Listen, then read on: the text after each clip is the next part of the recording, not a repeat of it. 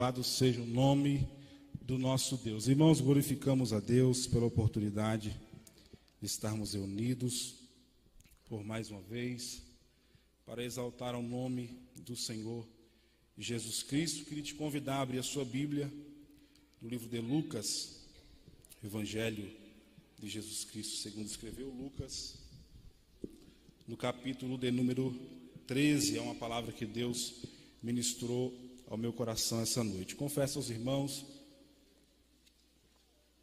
que durante esse culto Deus já tem falado maravilhosamente ao meu coração, ao coração da igreja, de sorte que eu acredito que os irmãos estão edificados por tudo aquilo que ouviram aqui essa noite, mas eu creio que Deus ainda tem algo mais a falar ao nosso coração por intermédio da sua palavra. Lucas capítulo 13, é o texto que Deus colocou em meu coração, no versículo de número 10. Quantos acharam, diga amém. E ensinava no sábado, numa das sinagogas, e eis que estava ali uma mulher que tinha um espírito de enfermidade, havia 18 anos, e andava curvada, e não podia de modo algum endireitar-se. E vendo a Jesus, chamou a si e disse: mulher, estás livre da tua enfermidade. E impôs as mãos sobre ela, e logo se endireitou, e glorificava a Deus. E tomando a palavra, o príncipe da sinagoga, indignado porque Jesus curava no sábado, disse à multidão: 6 dias há em que é mister trabalhar, nestes, pois, vinde para serdes curados, e não no dia de sábado. Respondeu-lhe, porém, o Senhor e disse: hipócrita, no sábado não desprende da manjedoura cada um de vós o seu boi ou o seu jumento, e não leva a beber água? Não convinha soltar desta prisão no dia de sábado esta filha de Abraão, a qual há 18 anos Satanás mantinha presa? E dizendo ele isso, todos os seus adversários ficaram envergonhados, e todo o povo se alegrava por todas as coisas gloriosas que eram feitas por ele. Amém. Glória a Deus. Com a sua Bíblia aberta para nós meditarmos nesse texto, é um texto que Deus ministrou durante esse dia ao meu coração, e esse milagre que aconteceu aqui foi um milagre registrado apenas por Lucas. Na verdade, esse milagre ele acontece num dia de sábado. Jesus estava ensinando na sinagoga que foi criada no tempo do exílio babilônico, segundo a maioria dos estudiosos, quando o povo foi para a Babilônia e o povo não estava mais tendo acesso ao templo. Foi criado a sinagoga, e logo depois que eles voltaram para Jerusalém, esse bom costume continuou, e em Jerusalém havia diversas sinagogas.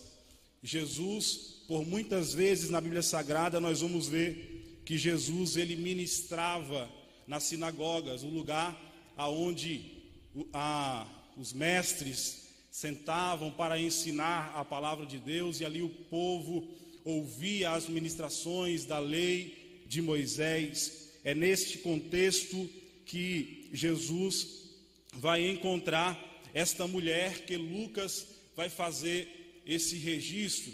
Acredito que essa história dessa mulher encurvada chama a atenção de Lucas, de forma que, dentre os evangelistas, ele é o único que vai registrar essa história, pelo fato de ser, na verdade, algo que impactou, quem sabe, a medicina da época, tendo em vista que a medicina daquela época não era uma medicina tão avançada quanto nos dias de hoje, né?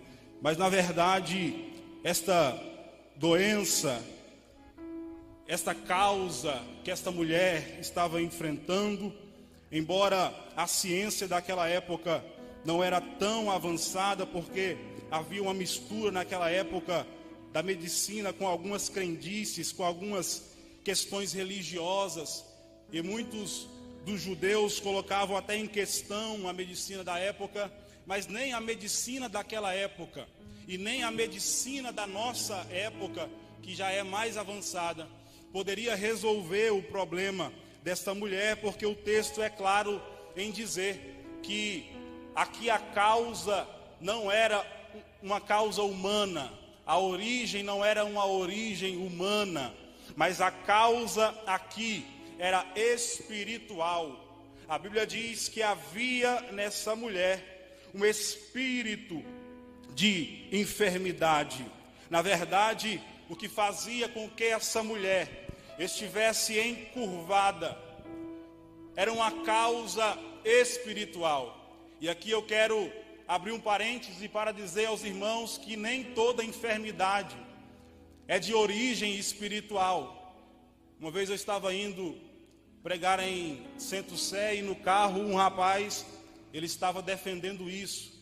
E ele dizia com toda a ênfase que toda a enfermidade era maligna e na verdade há causas humanas, há causas naturais. A Bíblia fala de homens de Deus que passaram por enfermidade, a exemplo do profeta Eliseu, o homem de Deus. Mas o profeta Eliseu morreu enfermo. A Bíblia fala também a respeito de Lázaro. Lázaro, ele adoeceu e chegou a morrer. Bem verdade que nessa história Jesus aparece, ressuscita Lázaro, mas embora Lázaro fosse amigo de Jesus, Lázaro, ele adoeceu e chegou a morrer. A Bíblia fala também a respeito de Timóteo, que tinha uma doença no seu estômago e tantos outros. E a Bíblia fala também a respeito de Jó, mas assim como esta mulher, a origem foi uma origem espiritual. Embora a permissão de Deus, mas a ação foi uma ação maligna. Essa mulher, ela estava aprisionada. E a Bíblia diz que ela estava há 18 anos nesta prisão. O espírito maligno que fazia com que esta mulher estivesse encurvada.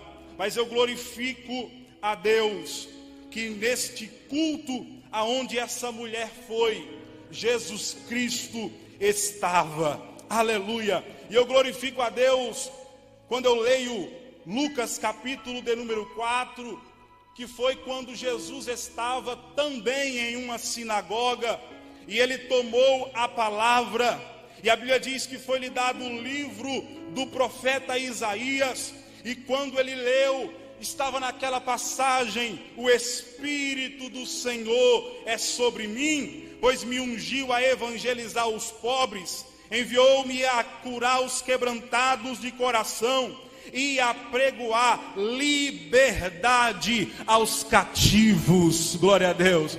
Aquela mulher estava no lugar certo, porque aquele que tem poder para libertar os cativos estava também naquela reunião. A Bíblia fala de algumas causas que fazem o ser humano estar curvado ou encurvado. Quando nós lemos o livro de Salmos, número 38, uma das causas que faz o homem estar encurvado é o pecado. Verso 4 diz: pois já as minhas iniquidades ultrapassaram a minha cabeça, como a carga pesada são demais para as minhas forças. E o versículo 6 ele diz: estou encurvado e muito abatido. O salmista está dizendo que o pecado, ele faz o homem estar encurvado. Salmo de número 44 vai falar sobre outra causa que quem sabe faz com que o homem esteja também curvado ou encurvado, é o sofrimento. Salmo de número 44, verso de número 24 diz: porque escondes a face e te esqueces da miséria e da opressão, pois a nossa alma está abatida até o pó, e o nosso corpo curvado até o chão. O sofrimento faz com que o homem também esteja encurvado.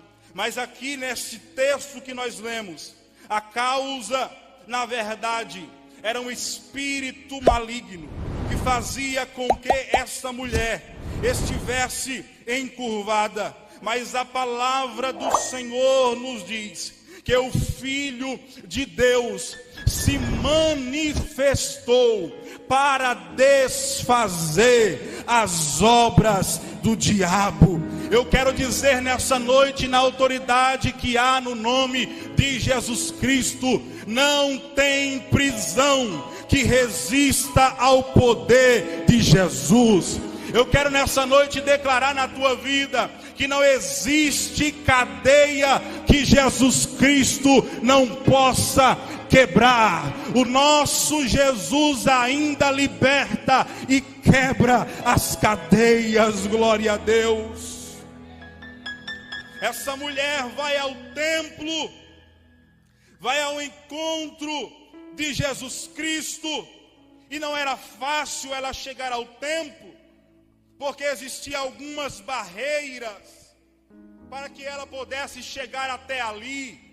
A primeira barreira é que essa mulher ela estava enferma, e muitos acreditavam naquela época que a enfermidade estava relacionada a um pecado não confessado. João capítulo 9, os discípulos olham para Jesus, referindo-se àquele cego, e falam: Jesus, quem pecou? Ele ou seus pais, para que nascesse cego? Jesus vai rebater esse pensamento dos discípulos, que era um pensamento da época, e ele diz: nem ele e nem seus pais, mas foi assim para que se manifestasse a glória de Deus. Essa mulher, pelo fato apenas de ela ser mulher, estar em uma sinagoga, era muito difícil. Os irmãos sabem o contexto da época, aonde a mulher era desprezada. E conta a história que para se abrir uma sinagoga naquela época, se tivesse 100 mulheres e 9 homens, a sinagoga não era aberta, porque precisava de pelo menos 10 homens para que uma sinagoga fosse aberta naquela época. Essa mulher precisa romper também esse preconceito. Não bastasse a sua enfermidade, não bastasse ela ser mulher, ela vai sofrer também com a religiosidade. Os hipócritas, os príncipes da sinagoga olham para Jesus e vão dizer: olha, será que não dava para curar essa mulher outro dia? 6 dias há que é mister trabalhar, mas vindes para ser curado no sábado. Ou seja, esses hipócritas valorizavam mais a religiosidade, mais o sábado, do que ver alguém curado. Eles valorizavam mais coisas do que, na verdade, pessoas, porque Jesus vai olhar para eles e vai dizer: olha, no sábado vocês vão e desprende boi, desprende jumento. Agora não convinha eu libertar esta filha de Abraão, que já estava 18 anos presa nas garras de Satanás. Ou seja, eles valorizavam mais boi e jumento do que pessoas. Agora eu glorifico a Deus, irmãos, que diante desses tantos obstáculos, nada impediu dessa mulher ir para a sinagoga naquele dia. Ela foi, mesmo sendo rejeitada, mesmo estando encurvada. Eu imagino a dificuldade para andar, mesmo tendo a oposição dos religiosos, mas essa mulher não deixou de ir para a sinagoga naquele dia. E sabe o que é ainda mais maravilhoso? É que Jesus também não faltou naquele dia. Jesus estava presente naquele dia, como Ele está presente aqui nessa noite. Por muito menos, muitos de nós às vezes deixamos de vir à casa de Deus. Pessoas que colocam desculpas, inventam tantos obstáculos. Estamos aqui numa noite tão agradável, sentado nesses bancos aí, abençoados, acolchoados, e tem muita gente que às vezes dá desculpa para não vir à casa do Senhor. Mas olha essa mulher, ela enfrenta tudo isso e ela vai até o templo para ouvir a palavra de Deus naquele dia. Talvez ela vá apenas pela sua causa física, porque ela estava doente, mas ela vai. O melhor disso é que, além de tudo isso, Jesus conhecia o coração daquela mulher. Jesus via por dentro e conhecia o íntimo, aquilo que ela estava precisando. Ela vai ao templo e a Bíblia diz: e vendo-a, aleluia. Não era difícil ver aquela mulher entrar no templo naquele dia, porque aquela mulher andava encurvada. Eu imagino que muitos olharam para ela naquele dia. A sinagoga era meio que redonda, o orador ficava no centro, e por ordem de importância as pessoas iam sentando, os mais importantes sentavam na frente, e nessa escala ia. Aonde você imagina que essa mulher foi parar? Eu acredito lá nas últimas cadeiras, lá no fundo. Mas o texto diz: e Jesus viu aquela mulher assentada lá no fundo, lá no canto, mas no meio de muita gente que olhou para ela, quem sabe a desprezou. Jesus olha para aquela mulher, mas o olhar de Jesus é um olhar totalmente diferente. Aleluia. E o texto vai dizer: e quando Jesus viu aquela mulher, chamou a si. E aquela mulher vem. Ela está no canto, mas ela vai vir para o meio, ao encontro de Jesus Cristo. E quando eu li isso aqui, meu coração se encheu de alegria. Sabe por quê, irmão? Porque Jesus não curou ela primeiro, para depois chamar. Jesus primeiro chamou. Como é que ela vem até Jesus? Encurvada. Ela vai até onde Jesus estava, não curada. Ela vai ainda encurvada. Sabe, Jesus, Ele não endireita primeiro para chamar. Jesus, Ele chama primeiro para depois endireitar. Sabe por quê? Porque muitas vezes quando nós fazemos o apelo, fazemos o convite para alguém se encontrar com Jesus, alguém vai dizer: não, mas eu não estou ainda preparado.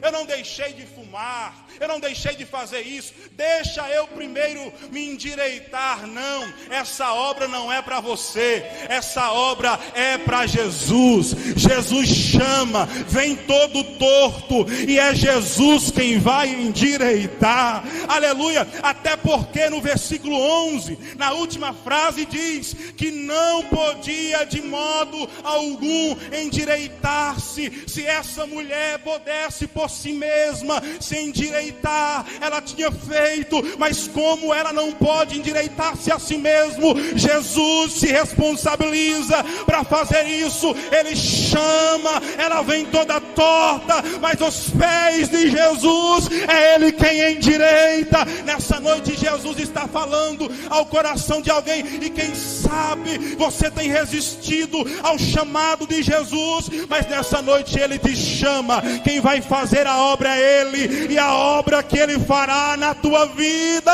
é completa. Glória a Deus. Aí quando ela vem toda torta ainda, a Bíblia diz: Jesus olhou para aquela mulher E essa frase foi que encheu meu coração. E ele disse: mulher, estás livre da tua enfermidade. Jesus, ele não diz estás curada. Jesus diz estás livre. Versículo 16 vai dizer que essa mulher, ela estava numa prisão, e o próprio Senhor vai dizer que era Satanás que mantinha essa mulher presa. Deus ministrou muito forte essa noite ao meu coração, quando as irmãs cantaram que não há cadeias que resiste à adoração. Eu não sei nessa noite se você recebe esta palavra de Deus ao seu coração. Não existem cadeias que ficarão de pé na tua frente, porque essa noite as correntes serão quebradas. Essa noite, aleluia, essas prisões serão soltas. Haverá libertação de Deus na tua vida. Atos 16, perto da meia-noite, Paulo e Silas louvavam e cantavam hino. De repente veio um terremoto, e a Bíblia diz que foram soltas as prisões de todos. O presbítero Nilson falou aqui nessa noite sobre Pedro, que estava na prisão, mas as cadeias de Pedro também caíram, e ele saiu dali louvando em pé, aleluia, louvando a Deus. A igreja estava orando, houve um milagre. E eu quero profetizar sobre a tua vida, que as cadeias serão quebradas na tua família, na tua casa. Satanás não vai resistir. Esse tempo é tempo que Deus está entrando com mão forte, e haverá libertação de Deus na tua casa, na tua parentela. Jesus conhecia o coração daquela mulher. Ele não cura primeiro, porque Deus trabalha não é de fora para dentro, Deus trabalha é de dentro para fora. Aleluia. Sabe por quê, irmãos? Em um culto como esse, muitas vezes a palavra do Senhor é ministrada, e muitas vezes pensamos que nada está acontecendo. Mas olha, essa mulher, Jesus disse, estás livre. Naquele mesmo momento, ela ficou livre. Mas ela estava livre, mas ainda não estava curada, ainda estava encurvada. Mas o milagre já tinha acontecido, ou começado a acontecer, porque Jesus, ele vai primeiro trabalhar no espiritual, para depois trabalhar no físico. Jesus primeiro vai trabalhar por dentro, para depois trabalhar por fora. Aleluia. Aquela mulher já estava livre, mas as pessoas ainda não viam ela encurvada. Muitas vezes a gente vem para um culto como esse, vamos para casa, pensamos que nada aconteceu. Talvez não aconteceu para você ver, mas no mundo espiritual a ordem já foi dada. As prisões têm que cair. Esteja livre, esteja livre, esteja livre na autoridade de Jesus Cristo. Eu quero dizer para a tua vida, esteja livre. Todas as cadeias que te prendem caem nessa noite, em nome de Jesus.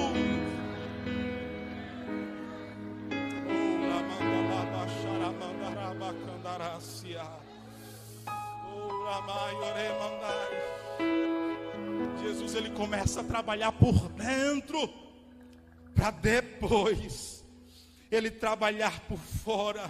Ele começa a fazer uma restauração na vida dessa mulher. E a primeira restauração que Jesus faz é uma restauração espiritual. Irmãos, tem muita gente que valoriza mais o exterior do que aqui dentro. A doença dessa mulher, na verdade, revelava ou manifestava aquilo que ela estava já dentro dela. Essa mulher estava oprimida, tanto espiritualmente quanto fisicamente. Imagina se Deus manifestasse em nós, visivelmente para todos ver, como está a nossa alma. Porque tem muita gente que valoriza o exterior, E o exterior, às vezes a gente olha e está tudo bem, mas só Deus sabe como está a vida espiritual. E nessa noite, a palavra de Deus ao teu coração é: a prioridade é a tua vida espiritual, é aonde Deus vai começar a agir a partir de hoje. Aleluia, o milagre vai começar de dentro para fora, quem crê. O milagre vai começar de dentro do teu coração, vai começar a restauração espiritual. Mulher, estás livre. A Bíblia diz que depois disso, ele colocou as mãos sobre ela, e a Bíblia diz: e logo ela se endireitou e glorificava a Deus. A segunda restauração que Deus vai fazer na vida dessa mulher é uma restauração física, primeiro espiritual, depois física. Há 18 anos olhando para baixo, há 18 anos sem perspectiva, mas quando Jesus impõe as mãos, ela se endireita, porque todo o poder está nas mãos de Jesus Cristo.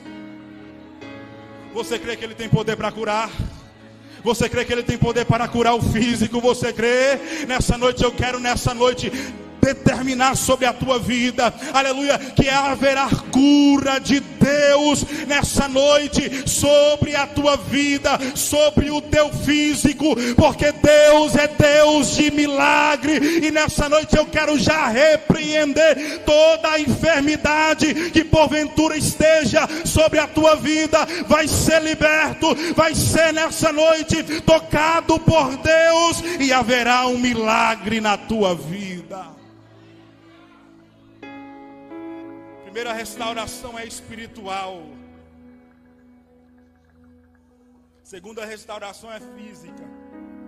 Mas para nós encerrarmos, Jesus ainda vai restaurar a identidade dessa mulher.